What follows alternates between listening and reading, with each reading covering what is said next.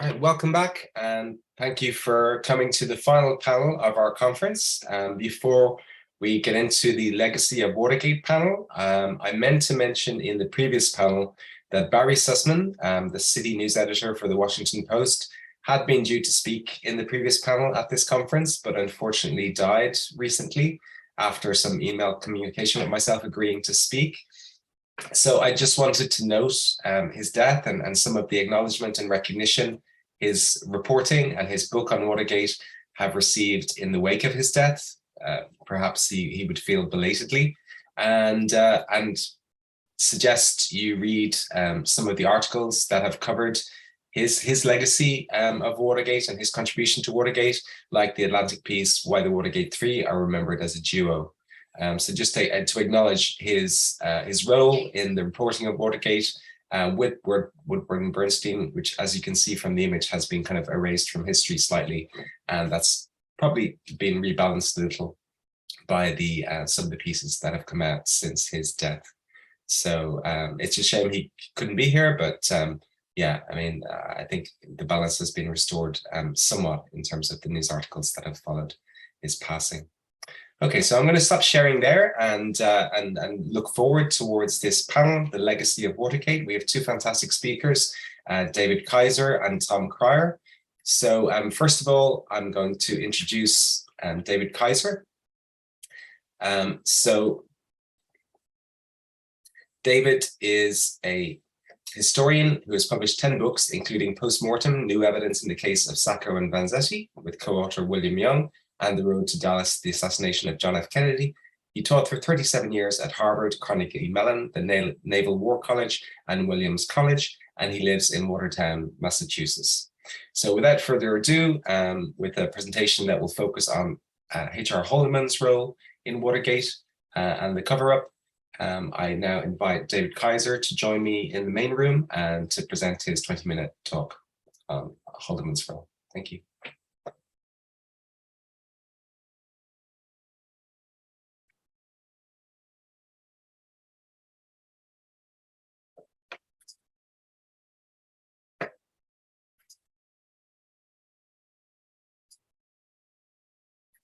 Okay, David seems to be struggling, so I'm going to move him into, oh, there we go. Okay, good. Okay, can you just say something, David, just to make sure we have your audio? Yes, is this all right? Okay, perfect. Okay, away you go. Thanks very much. Thank you, Shane, and thank you for including me in this fascinating conference. The quote with which I entitled the presentation, from top to bottom, this whole business is a Haldeman operation, came from Mark Felt, aka Deep Throat, who said this to Bob Woodward late in October of 1972. I agree with it, and the particular Haldeman operation that I'm referring to was Gemstone, Gordon Liddy's intelligence plan, including the 2 break-in attempts at the DNC. Now, formally, Liddy was working under Creep and John Mitchell. In fact, however, Creep and Mitchell were both under Haldeman's ultimate authority, exercised through Jeb Magruder, Mitchell's deputy, who had worked for Haldeman in the White House. Haldeman communicated with Magruder through Gordon Strachan, one of his subordinates.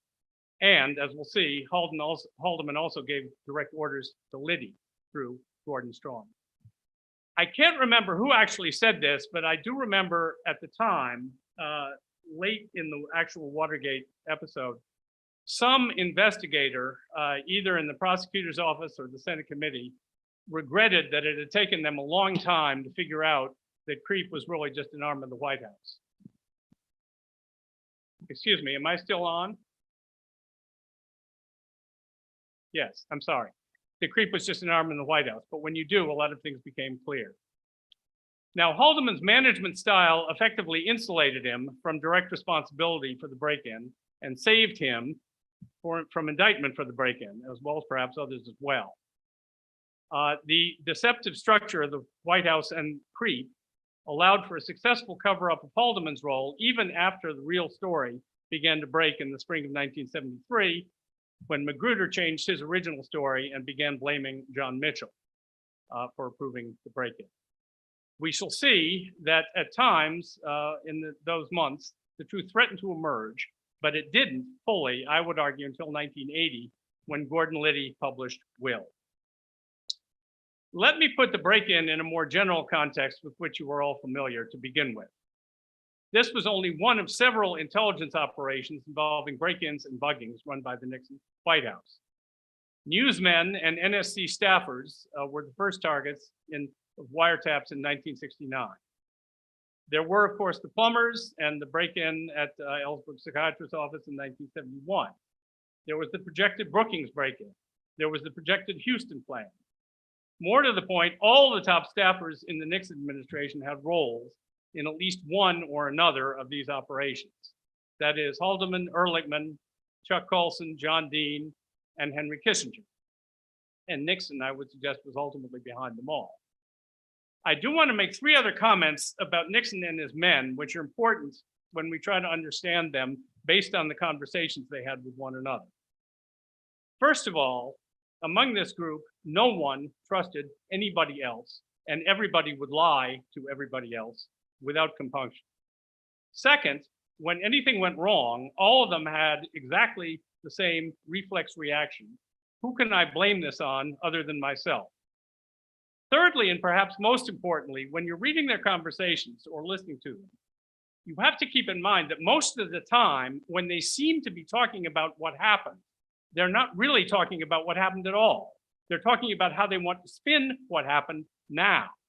The brief moments, and we'll run into one or two of them, when somebody actually is trying to remember what they did or what they thought at a certain point, are very rare.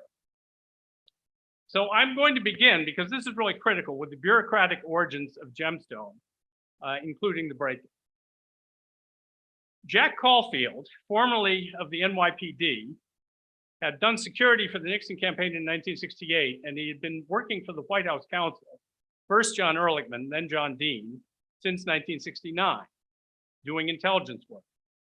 And almost his first assignment in 1969 was to try to put a tap on the home telephone of the columnist Joseph Kraft. And he tried to carry out that assignment for Ehrlichman. He did a lot of other assignments for both Ehrlichman and Dean. And according to Caulfield, in July 1971, he wrote a long memo, which is available, proposing what he called Operation Sandwedge. Sandwedge was going to be a private covert security firm that he would run that would handle, quote, offensive and defensive, unquote, intelligence operations during the campaign. The memo reflected the White House worldview, which in turn reflected the worldview of Richard Nixon, very closely. Caulfield wrote that Larry O'Brien's presence at the DNC meant that they would face a strong Democratic intelligence effort carried out with the help of, quote, Kennedy Mafia, unquote. As another key threat, Caulfield mentioned possible vote frauds in Illinois and Texas, which Nixon, of course, believed, we now know wrongly, had cost him the election in 1960.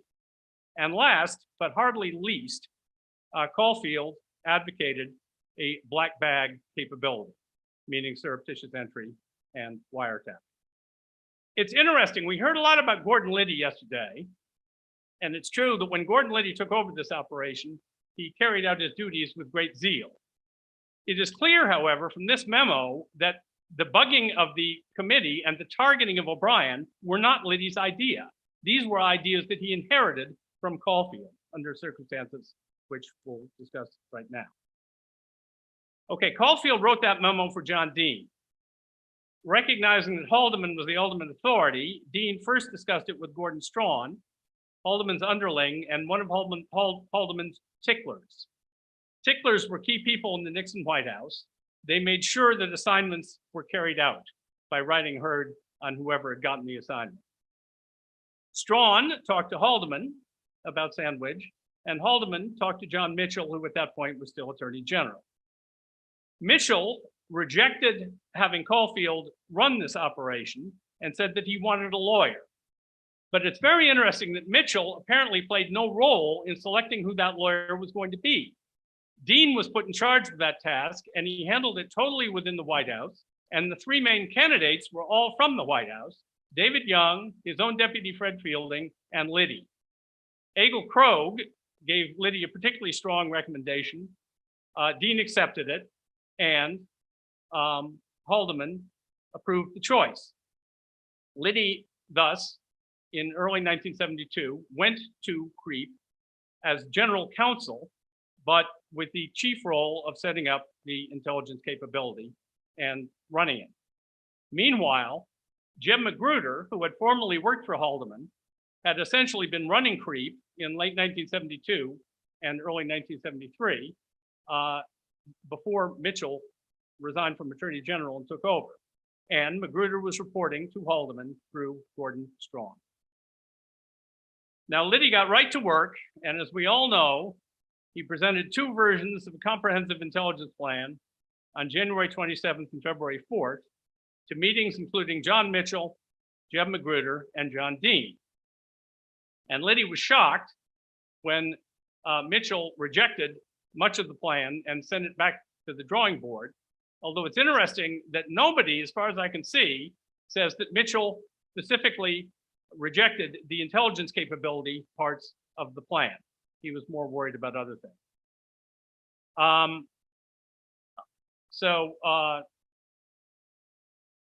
Liddy scaled down the play. Okay, after the second meeting, that's right. After the second meeting, Dean was concerned. He went to Haldeman. He tried to cut Mitchell out of the decision-making process to protect him. And he saw Haldeman and said that Liddy was crazy and that they really shouldn't be doing things like this. Haldeman responded by telling Dean not to have anything more to do with Liddy. That didn't mean that Haldeman wouldn't have anything more to do with Liddy through Strachan and Magruder. It just meant that Haldeman realized that Dean was not on board with this operation and thus would have to be cut out of the loop. So Dean stopped getting tickler memos about Gemstone. Meanwhile, the ITT scandal had popped up. That became the focus of attention at CREEP and in the White House. And Liddy's break-in plans, et cetera, went on the back burner. But the ITT scandal also renewed the focus on Larry O'Brien, who was making a very big deal about it as chairman of the DNC.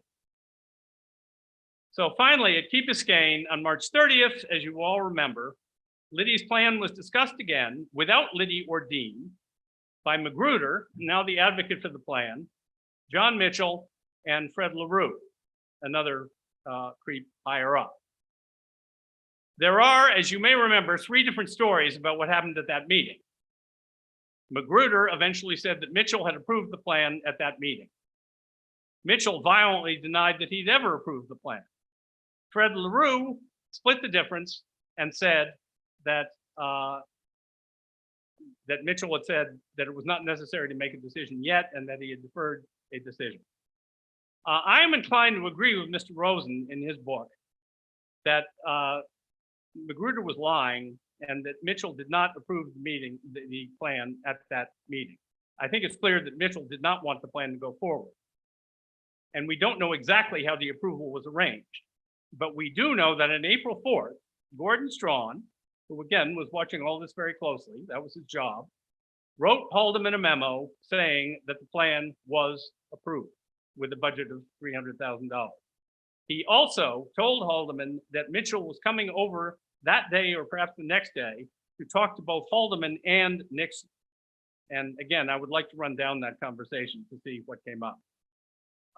And within a few days, Mitchell, consulting with Maurice Stans, had approved Hugh Sloan's request, or told Hugh Sloan, Stans told Sloan after consulting Mitchell, that he was supposed to give large sums of money to Liddy for Liddy's plan. Thus, it's clear that Mitchell had been brought on board for that time. In late April, Magruder told Liddy to go into the Watergate and to bug O'Brien. It took a while to arrange that. There were a couple of misfires. The first break-in took place on May 28th, and as you will recall, it had disappointing results. On June 12th, Magruder told Liddy that he wanted him to go back, fix the bug, and search O'Brien's file cabinets to find out what O'Brien had on the Republicans. That day or the next, Strachan called Liddy to the White House in person and told him that the TAPS product was unsatisfactory. Liddy promised that they would fix that with another trip into the Watergate. Liddy assumed that Strawn was speaking for Haldeman, and he really must have been. No one has ever suggested that Strawn had any important independent authority of his own. This is key information, and we didn't know any of it until 1980, when Liddy, who up until that point had been silent, published his own autobiography, Will. We knew a little of it, but we didn't know about the face-to-face meeting between Liddy and Strawn. Strawn did mention an earlier contact with Liddy to the Senate Watergate Committee, but they didn't ask him about any other contacts with Liddy. Interestingly enough, Nixon, talking to John Dean on March 17th, 1973, volunteered to Dean that he, Nixon, knew that Strawn was one of the few people who had known about the break-in in advance. Dean didn't tell him that. Dean told him that there was a lower level White House aide who had known, and Nixon said, Strawn? Yes, that's right. In addition, when Nixon was told that Liddy was saying that Magruder had pushed him to go into the Watergate, Nixon asked Dean, who pushed Magruder? And indicated that it must have come from the White House and possibly from Haldeman. Dean said, yes, it did, through Strawn. So the burglars were arrested, and now we come to the cover-up, parts 1 and 2. Strawn, Liddy, and Magruder immediately cleaned up their files so that we have almost no documentary evidence about all this, just testimony. When Nixon and Haldeman had their second conversation after the break-in on June 20th, they acknowledged that they both knew about intelligence operations being carried out at the Committee for Re-elect. By June 30th, they knew that Liddy would not talk and would, in effect, take the rap. That meant that they could deny that either Mitchell or Magruder had authorized the break-in. And that is what Magruder told the grand jury when he eventually appeared before them on August 16th. That worked, and of course, only 7 people were indicted, the 5 burglars and Hunt and Liddy. Despite the Washington Post and some other stories that fall, that was enough to contain the scandal for political reasons, and Nixon won with a huge landslide. That concluded phase 1 of the cover-up. Things got more interesting in January 73. On January 3rd, Magruder saw Haldeman, and they had their first conversation since the break-in, according to Magruder. Magruder pointed out that his testimony had saved both himself and Mitchell from being indicted. And then he told Haldeman essentially the story he later told the Senate committee involving the 3 meetings. Haldeman, using the Nixon White House playbook, claimed to Magruder that he didn't know a lot about this. In fact, he had known everything about it from Dean and from Strawn. On the same day, Haldeman told Nixon, and I paraphrase, Magruder has to know that we are on his side, and Nixon agreed.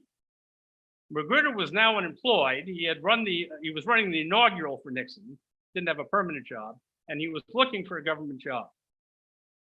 Then, according to John Dean, but this is confirmed elsewhere, in the middle of February, Magruder told Paul O'Brien, not Larry O'Brien, one of the creep lawyers, and I quote, that he had received his final authorization for Liddy's activities from Gordon Strawn, and that Strawn had reported that Haldeman had cleared the matter with the president. Dean says, I reported this to Haldeman, who expressed concern over Magruder's statement. White House efforts to find a job for Magruder became intense. And indeed, in early March, Magruder was appointed policy planning director at the Department of Commerce, which didn't require Senate cooperation. Strawn confirmed hearing the story as well. On March 23rd, McCord's letter was released and the cover-up began to unravel. On March 27th, Haldeman passed to Nixon what Dean had told him about what Magruder had threatened to say. And on the next day, Magruder met Haldeman again and told him that he would need financial support and possibly executive clemency. Haldeman equivocated in response, although again, he wasn't specific, but he seemed to express support.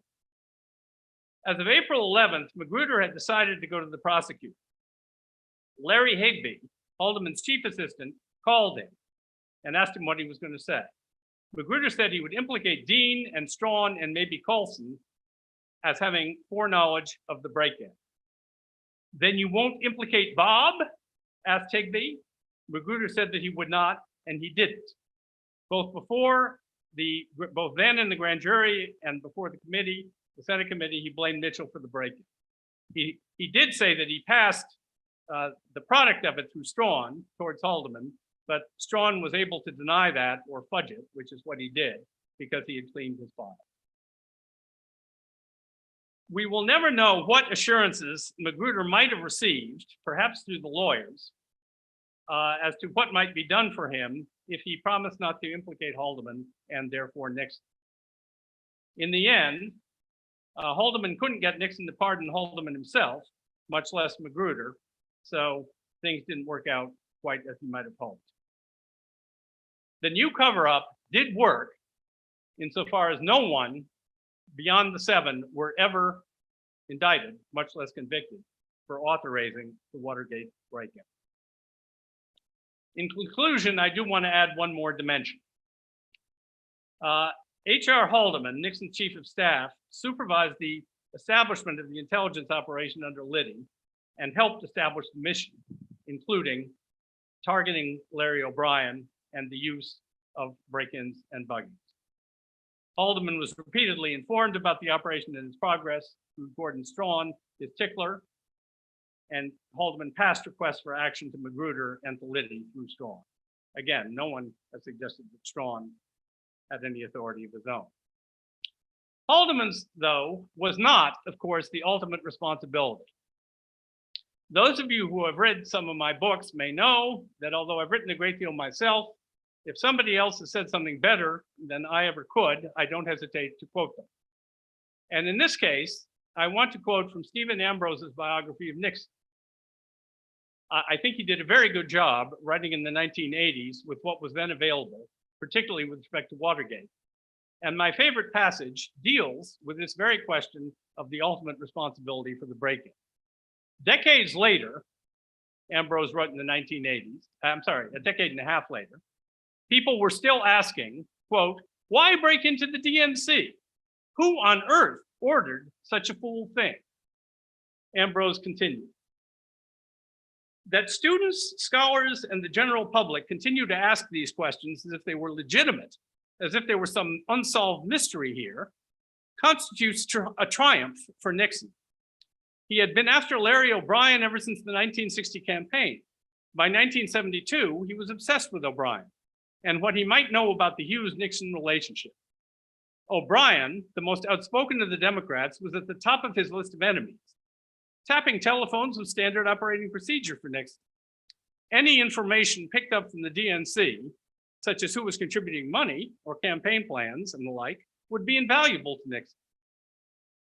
Nixon wanted O'Brien so badly that some 7 weeks after the break-in, when it was obviously dangerous for Nixon to continue to go after him, the president nevertheless was still at it. On August 9th, he ordered Haldeman to use the IRS to embarrass O'Brien, whose name had popped up in an IRS investigation of the Hughes Tool Company. Nixon told Haldeman that John Connally had told him that the DNC had had $9 million in unpaid bills after the 1968 Humphrey campaign, that these bills had been paid, and that it appeared that Hughes had done the paying. It was certain that O'Brien had been on the Hughes payroll. There is some real pay dirt here, Nixon said, and he wanted it, quote, put out, unquote, at once. Yes, it was a Haldeman operation, but Nixon was the one. Thank you. Thanks very much, David. That was a fascinating presentation, and I've got to read more into Haldeman's role in all of this.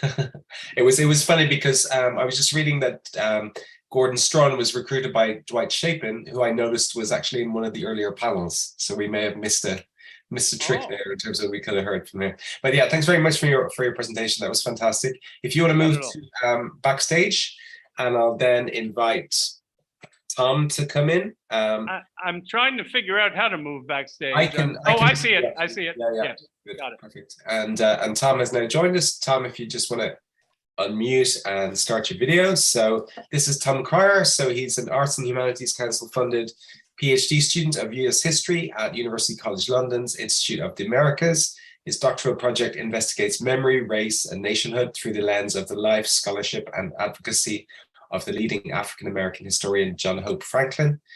And in his PhD's first year, he is presented across the UK, USA, Austria, and Australia, in addition to writing for LSE's American Politics and Policy blog and various other blogs and websites. I'll just abbreviate, sorry, Tom, the full the full listing is on the website.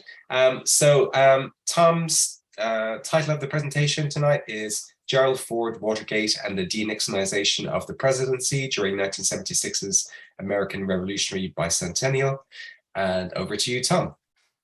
Good afternoon and good evening. It's a pleasure to be here, and thank you to the organisers, Shane and Melissa, for inviting me. As someone who's a wee bit younger and born roughly halfway between today and Watergate, I've rarely seen a historical conference that has so informingly and so livingly resurrected historical events. So I'm very grateful to be able to be part of this and to be able to join the outstanding speakers that we've had prior to this, and particularly David Kaiser for that wonderful speech just now. I'm going to try to share my screen in the hope that this works.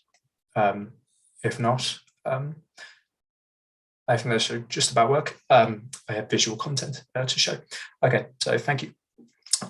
Today, I want to complement an extensive literature on Watergate memories by moving to Gerald Ford, to the chaotic, divided America of 1976's American Revolutionary Bicentennial, the 200th anniversary of the Declaration of Independence. In June 1975, Hannah Arendt addressed the Boston audience in a lecture series commemorating the upcoming bicentennial. I fear Arendt marked that we could not have chosen a less appropriate moment. America's outright humiliating defeat in Vietnam had joined with Watergate, the rising social and political frustrations that led to Black Power and the New Left, and perpetual economic crises to produce a cataclysm of events tumbling over one another, cascading like a Niagara Falls of history. Bicentennial America's pining for its roots, Arendt argued, was chiefly caused by the recognition of the fearful distance that separates us from extraordinary beginnings. Indeed, Arendt argues in this article printed on the right that this was exacerbated by the present Gerald Ford administration's politics of oblivion, his perceived call to, quote, let us forget Watergate, let us forget the cover-up and the cover-up of the cover-up, enforced by the premature presidential pardon for the chief actor in this affair, who even today refuses to admit any wrongdoing. Not amnesty, but amnesia will heal all our wounds. To ignore recent crises in simultaneously commemorating the bicentennial and campaigning for 1976's presidential election, Ford v. Clinton, of course, was to deny history's function to haunt the present.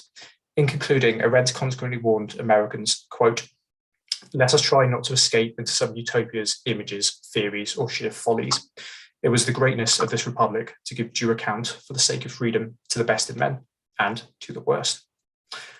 My dissertation, this is based on my master's dissertation of last year, followed Arendt in viewing 1976 as a moment of significant intellectual creativity.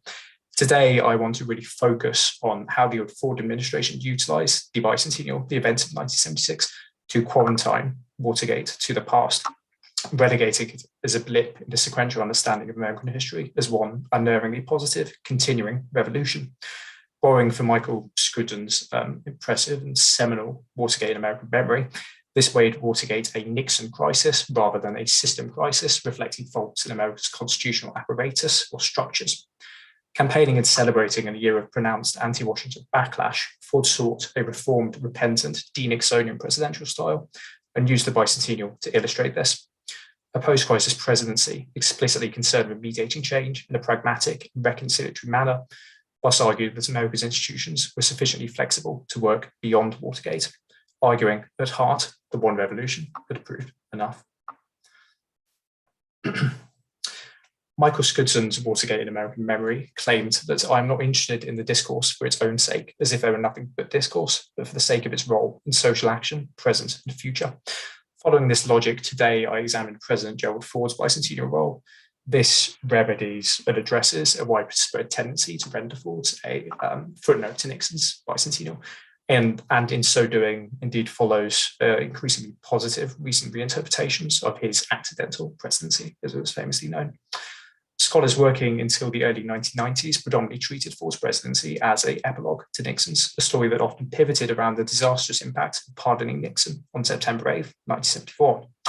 As late as 2016, Andrew Downer Crane noted that this was the defining moment of Ford's administration for historians and indeed for most Americans. The first Ford biographies, James Cannon in 1994, J.R. Green in 1995, broadened our picture. Green noting the healing presidency trope surrounding Ford and labeling Ford's presidency one of the most misunderstood in American history. This revisionism culminated in Ford's receiving the JFK Library's 2001 Profile and Courage Award for the pardon, thanks in part to the efforts of his prior critics for this decision, including Ted Kennedy, and the brutal tone of several of Ford's 2006 obituaries. Yet the narrow healing president trope remained. The New York Times obituary, for example, argued that Ford led us out of the Watergate era through a soothing familiarity that placed no intolerable intellectual or psychological burdens on a weary land. I believe, however, and I want to argue today, that duly accounting for the period from 1974 to 1976 demands more expansive histories relating Ford to the 1970s wider political intellectual landscape, analysing how Ford refracted memories of his predecessor to contrast himself to Nixon and politicise that contrast. Ford Studies' third wave, seen in the books here on the right, on the top, took up this challenge, asking what Ford meant for this recently revitalised decade, the 1970s, and American post-war history more broadly. To further this effort, my dissertation reconfigured Ford's presidency from one of healing to what I call pragmatic adaptation, an approach that better captures Ford's attempts to move forward within the distrustful post-Watergate political environment and to then politically mobilise this contrast. As Ford's transition team observed following Watergate, quote, restoration of the confidence and trust of the American people in their political leadership, institutions, and processes was their key goal. This necessitated selective memory. As Roger Porter has suggested, Ford constantly balanced the need to provide stability and to hasten recovery from the wrenching events of the previous year and a half, and the need to differentiate, to distance, to strike a new path, and to provide a new beginning. In October 1976, a resurgent yet increasingly desperate Ford campaign commissioned this final television ad, one intended to be so powerful that it could reach out and grab hold of you and shake you. The 4.5-minute film sought to demonstrate how Ford had calmed the waters of this country, opening with shots of him greeting the public over the campaign's college anthem-esque theme, "There's a change come over America."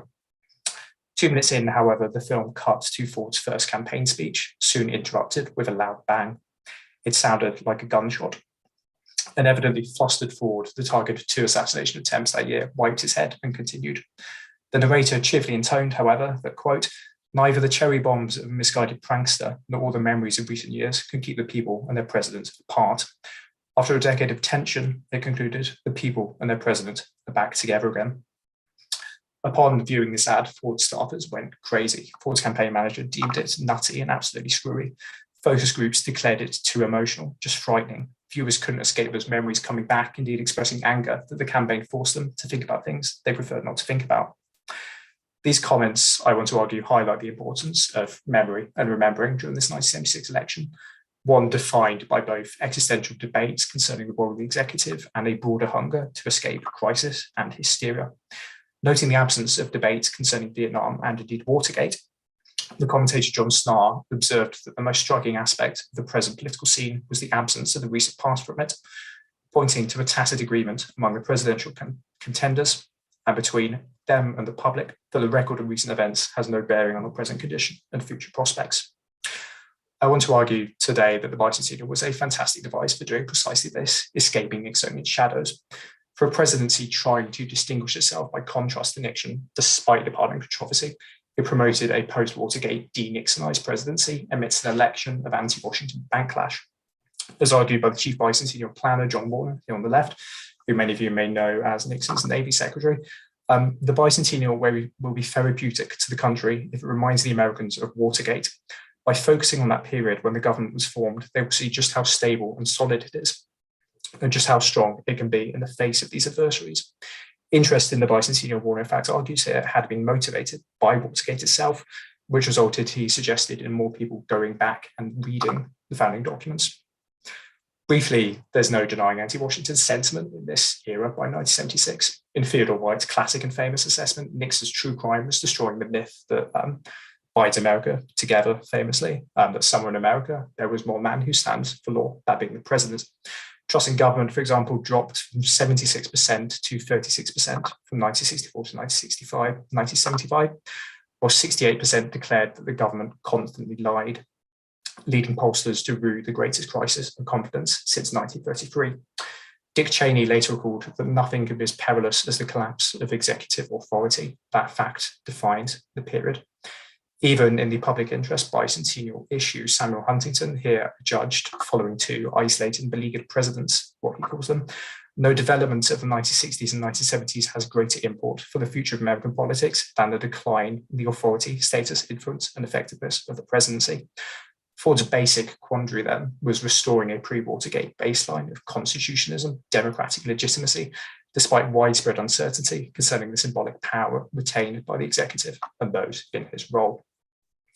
As numerous Ford scholars have noted, and this is an extensive literature on this, this manifested in what Newsweek called De-Nixonization, a vernacularizing reformation of presidential symbolism that was concomitant and allied to Ford's desire under what he called new federalism to further downsize, decenter governance.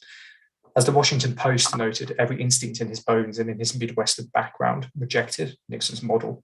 Soon after Ford's inauguration here, the nation described a new myth concerning the Fords from Grand Rapids. This symbolic purge was strategic, widespread, and ostensibly effective. As Newsweek commented, Ford simply seemed like the average American's next-door neighbor. If this had one downside, however, it was to disassociate Ford's new federalism from grand visions and driving philosophies, particularly after the pardon and particularly given the needs of this bicentennial year. This June 10th, 1976 memo thus declared it absolutely essential that Ford utilised the bicentennial to speak directly to the American people in a non-political context. Revealing Ford's inner convictions about a national life and purpose, it argued, would help the campaign immeasurably. Coming after Vietnam, Watergate, CIA revelations, corporate bribery revelations, etc., people inwardly want to know what holds us together as a nation, what are our common bonds and where we are headed. People are instinctively looking for someone who can in some way explain events and give a deeper sense of confidence and security about the future. To do so then, Ford set his political advisor Robert Hartman to draft 6 key bicentennial speeches, all 10 to 15 minutes long and evoking a chosen bicentennial theme. I want to argue that Ford's emphasis on pragmatic adaptation was particularly evidenced by his choice from 5 bicentennial themes, the American adventure, seen here, detailing the whole sum of how we got where we are and what made us what we are. Adventure, Ford staffers argued, could convey a sense of excitement and continuation, combining reaching for the unknown with reverence for the past. In this theme, America's first century saw the establishment of a free political system, its second, the development of a free economic order, and its third, the expansion of independence for the individual, which is where it all began. The downsizing of government was consequently critical to this progression, which continually stressed the Constitution's capacity to re-secure individual rights and combat recent governmental overreach, despite the power of Watergate. So today, for the interest of time, I want to highlight 2 speeches given by Ford, for which I provided reading copies. First, Ford's reverence for the past speech here opened the July 4th weekend with a 76-hour vigil at the National Archives alongside the Chief Justice and Senate and House representatives, overlooking the founding documents. This Assembly of the Republic was deliberately sacramental and unificatory, intending to demonstrate the unity which is sometimes masked by the separation of powers. The result, the kind of religious emphasis of the ceremony, complemented Ford's originalism, is calling the declaration the Polaris of our political order and impervious to change because it states moral truths that are eternal. By contrast, the Constitution worked daily, changing slowly to meet new needs, chiefly protection from the injuries and invasions of individual rights and the very excesses of governmental power, represented here not by Watergate, but by George III. This provided an equitable ordering of God-given freedom. The excitement of the occasion, Ford argued, was that despite Watergate, despite CIA scandals, they still work, remaining intact for the 3rd century, promising further individual liberties. This gradualism also naturally befitted Ford's emphasis on countering central government overreach, something blamed on the New Deal more than Nixon. July 4th's Foundation for Liberty speech at Philadelphia's Independence Hall here likewise claimed that America's revolution was uniquely fought in the name of law as well as liberty.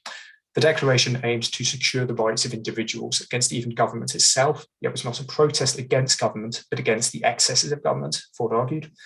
The founding fathers, fearing a too strong government, as many rightly do today, he suggested, believe that governments are instituted to secure their rights and to service their purposes, and governments continue only so long as they have the consent of the governed. 1776, the revolution was thus propelled by ordinary Americans, motivated by personal freedom, self-government, and national unity.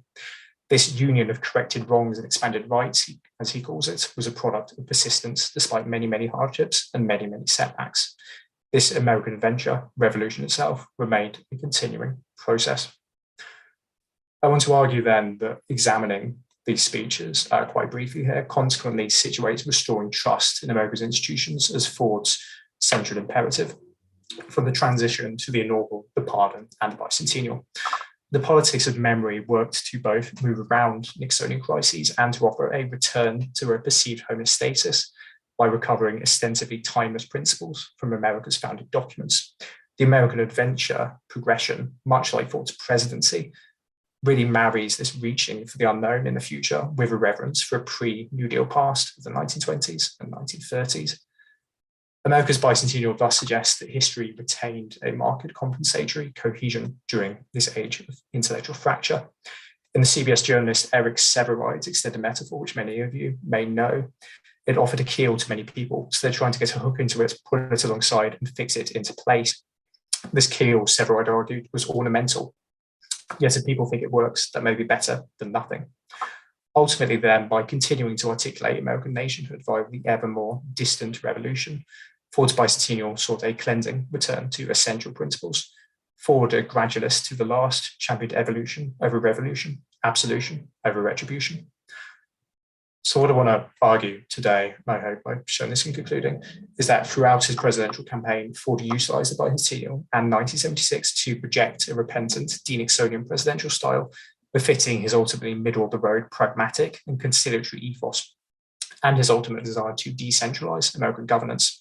As a speechwriter recalled, Ford was dashing here and there in search of a job description he can live with. Perhaps inevitably then, Watergate became the eminence grise during this national discussion, a shadow obscured behind references to George III, the tendency to first and foremost identify the New Deal with excessive government, and a promise of recovered individual rights within the third American century. Noted the diarist Elizabeth Drew, quote, "The candidates talk about Watergate, but only in a gingerly and fleeting and largely indirect way. We are treating our country as if it were a person who has some sort of disease or disfigurement, which is just not polite to mention." In short, Ford's basic task was reconciling putatively unchanging values of the Constitution and unchanging institutions with the instability, the circumstantial disorder, the distrust of 1970s politics. Themes of an American adventure and a third century of individual liberties peered over the rubble of recent events, all quarantined or contained within the Barron's period of New Deal overreach, to which Watergate was partially attributed. This hopes to restore a sense of adventure and possibility. As Lance Moreau opined in Time by 1980, quote, "After Vietnam and Watergate, 1976 turned into a vast, star-sprangled ceremony of self-forgiveness. To strategically look around this immediate past was perhaps to avoid debating Republic's ethical purpose, and ultimately whether under the social conditions of late 20th century America, it was possible to continue as a presidentially governed republic, in any sense continuous with the original meaning of that term." To speak gesturally, then, and a rather academic conclusion here, perhaps this indicates that we need to increasingly position Watergate as both the nail in the New Deal's coffin and a prelude to Gary Gersell's neoliberal order. If Watergate, the event, was already mentioned in 1976, the mood, the feeling, as we heard earlier, of distrust and anti-Washington sentiment served to substantially preface the retreat of government under neoliberalism in the time up to our own. In the final analysis, then, much of American nationhood remains rooted in nostalgia for 1776, its institutional rigidity binding our age in the structures of one ever more distant from our own. Ford's bicentennial arguably not only ignored this mismatch, but in so doing exacerbated it, defeating the demands for structural change that follow crises, including Watergate. As America approaches its own quarter millennium, the 250th anniversary, amidst our era's own constitutional crises, our own lethargy, I want to end by repeating a very classical warning. Those nations unable to reconcile reverence for their history with such freedom of revision necessarily decay, either from anarchy or from the slow atrophy of a life stifled by useless shadows. Thank you very much.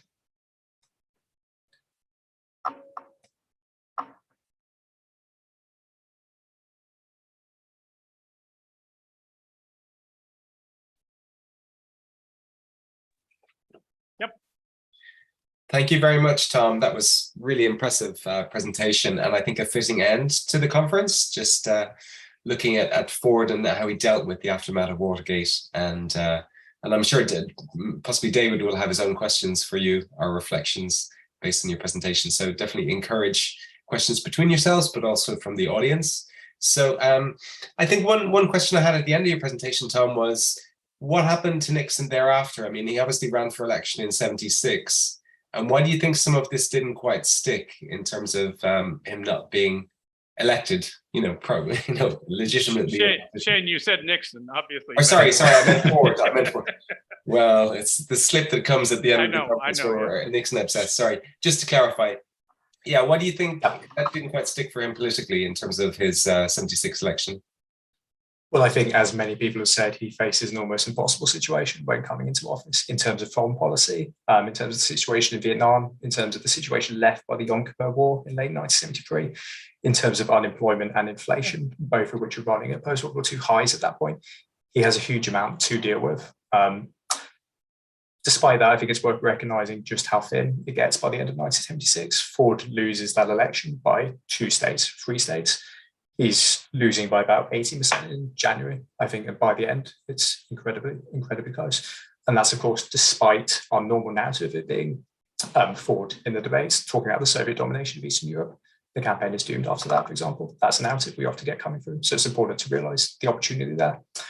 I think as so far as Ford's presidential reputation after 1976, he admits in 1977 when he's writing, saying, "Why have I lost the election?" In a submission to the congressional record, that he blames the post-Watergate political environment for this. He blames quite directly being associated with Richard Nixon. I don't think we can really overestimate that.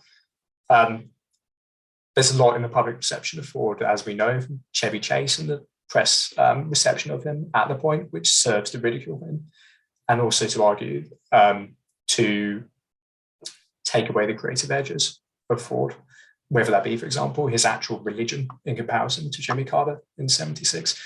So there's a lot which means that he doesn't stand out as a figure after 1976.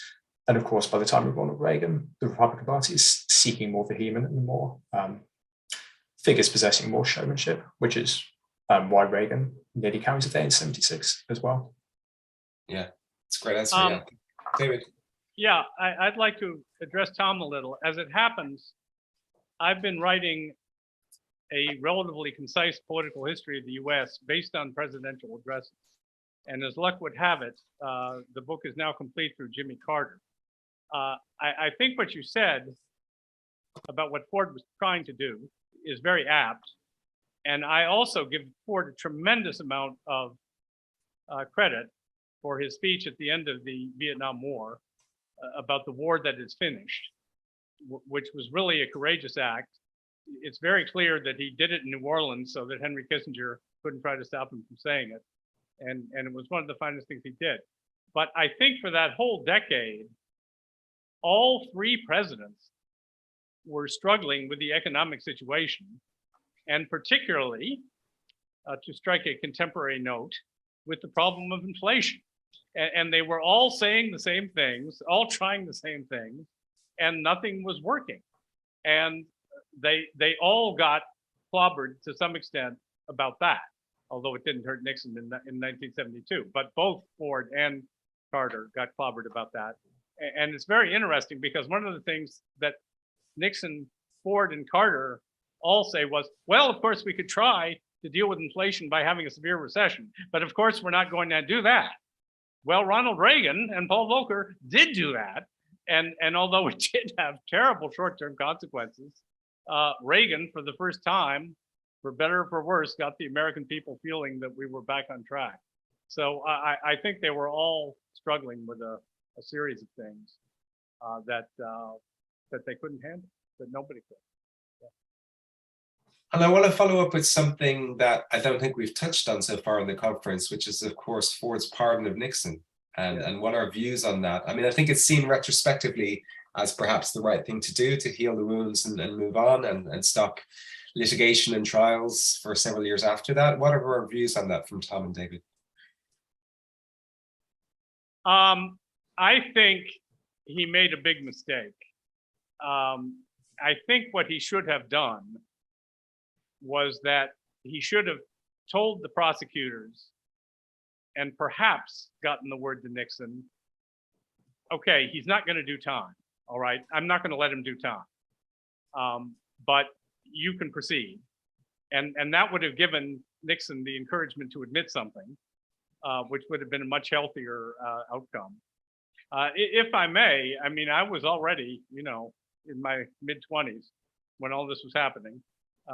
And I will never forget, as it happened in early September, I'd spent the whole summer doing research in Europe. And I was in London where my parents were living. And I was watching on television the European Track and Field Championships. And the announcer suddenly said, we are going to Washington for a special announcement from President Ford. And I screamed for my father to come in. I said, oh shit. I knew that it had to be that. And sure enough, it was. But really, for those of you not old enough to remember, I mean, he never recovered from that. And you know, his press secretary, a very respected guy, quit over that because Ford hadn't warned him. And the honeymoon was way over at that moment. Tom? Yeah, completely. I echo what David says. It's worth remembering just how short that honeymoon is, of course, from August to September 8th, September 9th, I think the days he pardons Nixon.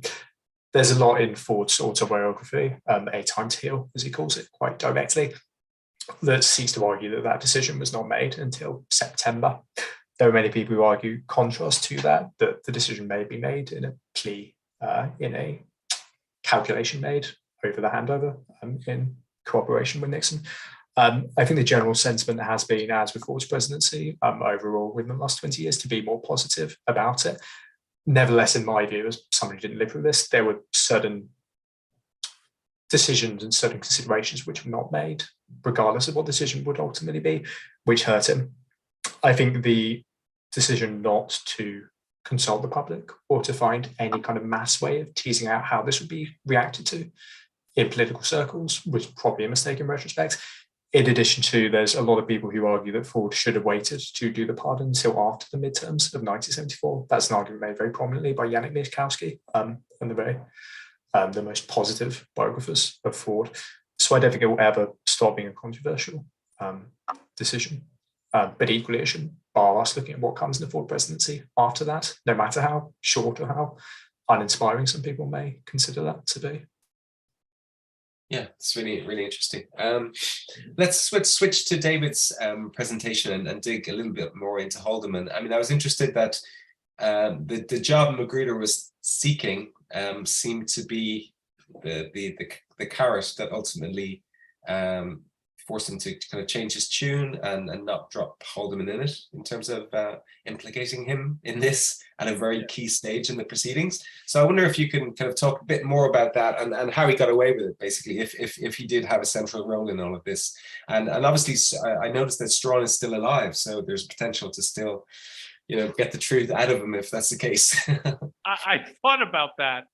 I think Strawn, how exactly he skated through without any legal problems is another interesting question.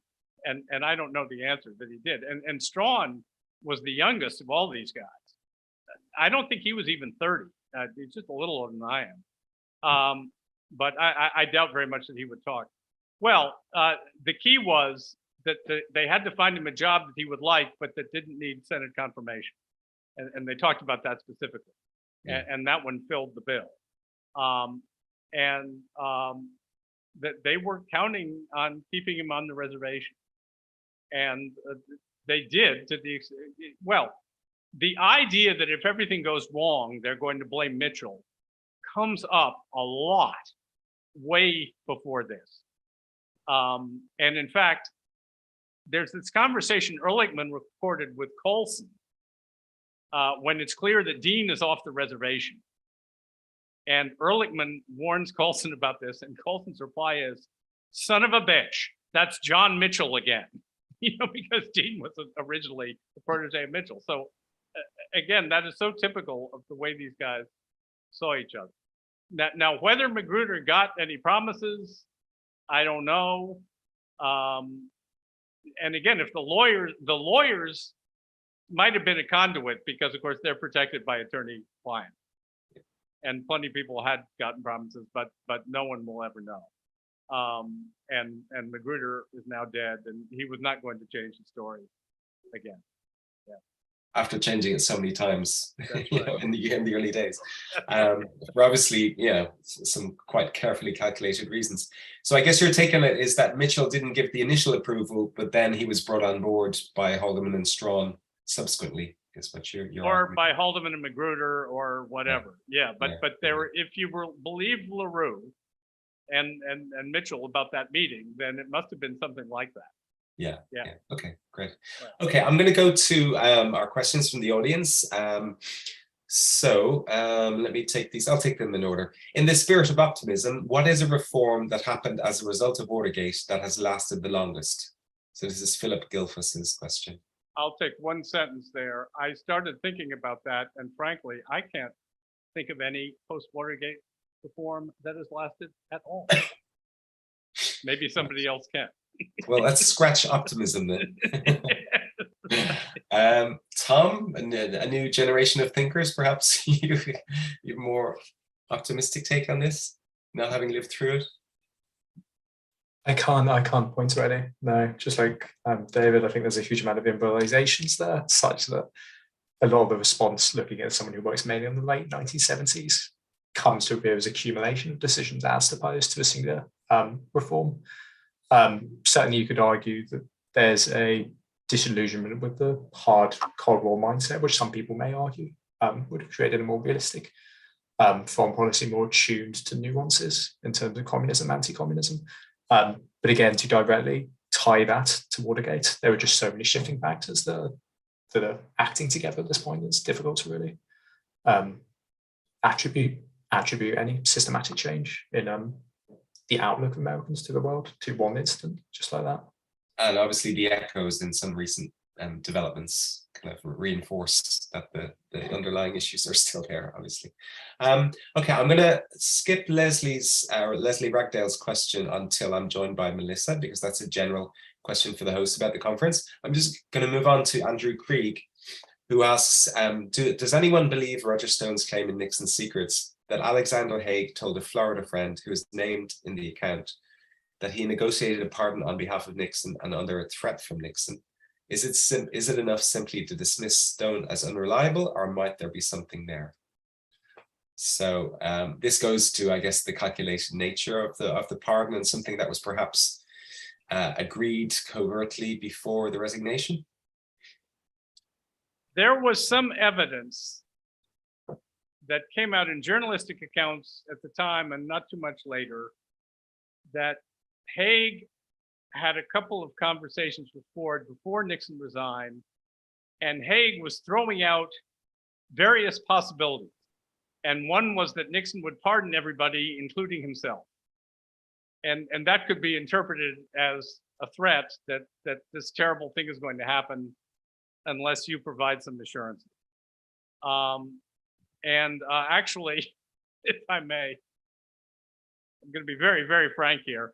In early 1981, my older brother Robert and his Washington Post colleague Bob Woodward, of all people, wrote a series about Haig, frankly, in an attempt to prevent Reagan from appointing him Secretary of State. That failed, although Reagan eventually decided maybe they had a point for other reasons. But they retraced all that. I don't remember exactly what they said, but nothing was ever proven. I guess the other answer is that no, I wouldn't believe it just because Roger Stone said it. On the other hand, that doesn't prove it's not true. So that doesn't really help one way or the other. Thanks, David. I defer to Ray Locker's book, Haig's Coup, as well, which you can kind of tell intuit his take in the title of the book, but that has some up-to-date scholarship on that angle as well. Tom, any thoughts on that one? Yeah, there's a lot to unpick there in terms of the kind of game of Chinese whispers that you have going on in early August between Ford and Nixon, what Haig is mooting to Ford, what Ford interprets from that. True Ford goes on to mention that to As far as I'm aware, we do know, for example, that as soon as Ford is inaugurated, Kissinger, I've heard by some accounts, is suggesting pardoning, and that there's a strong impetus behind that. It's interesting that, for example, one of the first people Ford moves the possibility of the pardon to is Jack Marsh, who's a former lawyer, who's the National Security Advisor for Ford. He goes on to steer the bicentennial commemorations. There's an interesting link there. I think it's too mixed up for me to say definitively. Yeah, I think there's little hard evidence in any case. Okay, great. So there's one other question, but it's posed for the hosts. So I'm going to ask Melissa to join us if you can hear us. Melissa, I think in order to do that, I just have to make Melissa a panelist. So let me just do that, promote to panelist. And now, Melissa, you should be able to join us on stage. And here Melissa comes, great. Great, okay. We're working technically smoothly right up until the last. Okay, so I guess we've come towards the end of the conference, but still we'd love to take your questions. So put them in the chat because we still have a little bit of time left in this panel. But one question from Leslie Ragsdale in the Q&A at the moment for the hosts: what do you think is the biggest public misconception about Watergate? On top of all the misconceptions we've heard through the proceedings, and what fun fact did you learn in the past 2 days that surprised you? I'm going to throw this to Melissa first. Yeah, thanks. Thank you. But David and Tom, you come in on this as well. Yeah, please join. The biggest misconception, I think, is the idea that that the system worked and therefore it will always work. I think that kind of, for me, that's sort of the lesson that I have taken from Watergate in the last few years. And actually, can I address a question that you had just a second ago about reform? Because I have a thought and I'll tie it into this. The intelligence community is heavily reformed after Watergate through the Church Committee. And that's myriad things, but we've talked a lot over the last 2 days about the Houston Plan. And the Houston Plan is part of one of the things that the Church Committee flags as being a flagrant abuse of power by the intelligence community. What's interesting to me, and I'm trying to kind of wrap my brain around this, is that we see the presidency kind of, skate through unscathed because Nixon leaves and the system works. There's no need to reform anything. At least I think that might have been the thinking at the time. Whereas with the intelligence community, somehow it mostly ends up unscathed in the Watergate scandal, and yet it pays for it later in terms of reform. So we see a great deal of reform. The hearings take place in 75, 76, and then FISA comes about in 78. And those are very lasting reforms that, influence the intelligence community today. So I think probably the biggest misconception about Watergate, and Tim Naftali really kind of hit this home, is this idea that the system worked that time, and therefore we have this great system that doesn't need any reform. Clearly, it was very circumstantial that it worked in that time. I'd like to say, first of all, you're absolutely right about the Intelligence Committee. I was thinking about the attempts to reform the political system and things like that. One parallel event that we haven't mentioned at all is Iran-Contra. And I'm afraid that if you study that, what comes out is that they had learned how to handle this from the White House. And they managed to delay it, slow it down. They did a lot of shrinking again. And in the end, some people did get pardoned. So they all lived happily ever after, or almost all. And that's kind of depressing. But the wrong people learned how to cope with it. And also, we also haven't mentioned Sam Ervin. who for me remains the great hero of the whole thing, but maybe you had to live through watching him day after day. Although you can watch it on YouTube now, and I did watch some the last few days, but I wanted to refresh my memory of his cross-examination of Ehrlichman in particular. And in a way, even though he had been there in Watergate, was a shadow of Sam Ervin, and it just didn't work out nearly as well. Yeah, and I mean, I think the combination, Irvin, Baker, Lowell Weicker, I mean, there were such forceful personalities. And because it was a first for television at the time, it captured the public imagination in a way that maybe subsequent hearings didn't. Yeah, completely. I think my own take on it, I agree with Melissa. I think Tim talked about the contingencies and the circumstantial, just unforced errors Nixon made in terms of disclosing material, without which, you know, it may not have ended up the way it did, as being very important. I also think we've covered very well the whole deep throat mythology, the prominence given to Woodward and Bernstein and all the President's Men, which is just really a tiny aspect of the story. I know from looking at the oral histories in the Nixon Library that they're, you know, pretty much blithely dismissed by Earl Silbert and Angelo Lano as, you know, what did they give us? Nothing. You know, they were just working on leaks from our investigation. So I think we've kind of set that right in a sense through the conference. And yeah, I mean, lots of fun facts have been uncovered. I couldn't put my finger on what, but there's been lots to take away, I think, to think about. Tom, do you have an answer for this particular question? Yeah, I'll offer an informal answer and a formal answer.